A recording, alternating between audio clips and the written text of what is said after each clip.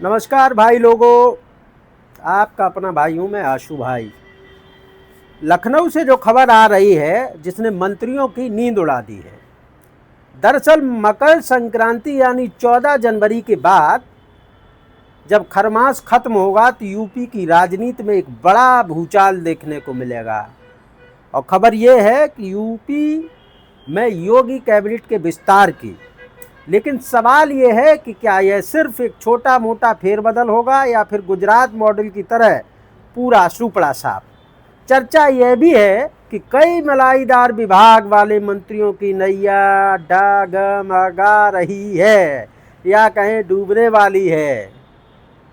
इसके अलावा भूपेंद्र चौधरी जो कि उत्तर प्रदेश के अध्यक्ष रहे, मुखिया रहे बीजेपी के संगठन के, सबसे बड़ी चर्चा पूर्व प्रदेश अध्यक्ष को लेकर है। सूत्रों का कहना है कि उन्हें कैबिनेट मंत्री बनाया जा सकता है और इसमें कोई भी गलत खबर नहीं है। मेरी इतनी क्लिप काट लो, 100% वह कैबिनेट मंत्री बनेंगे। लेकिन अगर ऐसा होता है तो इसके पीछे सियासी मायने बहुत गहरे हैं।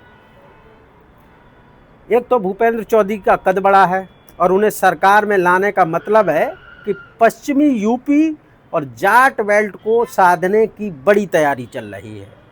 संगठन के अनुभव को अब सरकार में इस्तेमाल किया जाएगा।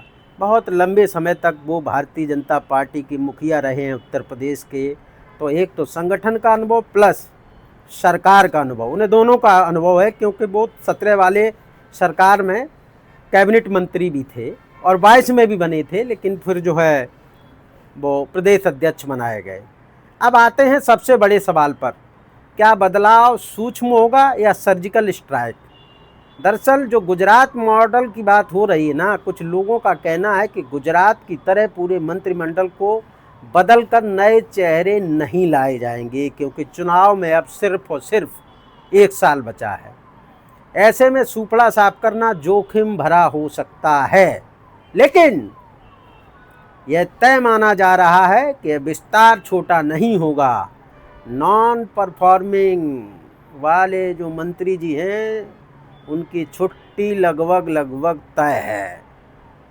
और इसके अलावा कई नेताओं से पूर्व में आपने सुना होगा ना कि संगठन वर्सेस सरकार, यानी कि लूट पर लगाम। दोस्तों, अंदर खाने से खबर ये है कि संगठन और सरकार दोनों कई मंत्रियों की कार्यशैली से बेहद दुखी हैं। सीधे शब्दों में कहें तो जो मंत्री सिर्फ लूट घसोट में लगे हैं, जनता के बीच नहीं जा रहे और कार्यकर्ताओं की नहीं सुन रहे, उनकी फाइल तैयार है। सीएम योगी जीरो टॉलरेंस नीति के तहत ऐसे मंत्रियों की कुर्सी खिसकना तय माना जा रहा है। एक मैसेज भी है कि 2027 में जाने से पहले सरकार अपनी छवि एकदम बेदाग करना चाहती है। इसलिए दागी और सुस्त मंत्रियों को बाहर का रास्ता दिखाया जाएगा। अब भैया आप लोग कमेंट करके बताइए कि आपको क्या लगता है कि आपके इलाके के मंत्री जी ने काम किया है या उनकी छुट्टी होनी चाहिए।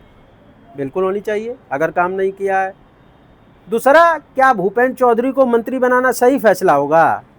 खैर छोड़िए, अब आते हैं निष्कर्ष पर। दरअसल तो दोस्तों 14 जनवरी के बाद लखनऊ का मौसम बदलने वाला है। कुछ की नैया पार लगेगी तो कुछ डूबेंगे। नजरें टिकी हैं कि गाज किस पर गिरती है। जैसे ही कोई लिस्ट आएगी हम फिर लाइव जुड़ेंगे। पेज को हमारे को फॉलो कर लिया करो भैया, उससे क्या है ना, मामला ठीक रहेगा। जय हिंद, जय हिंद, जय भारत।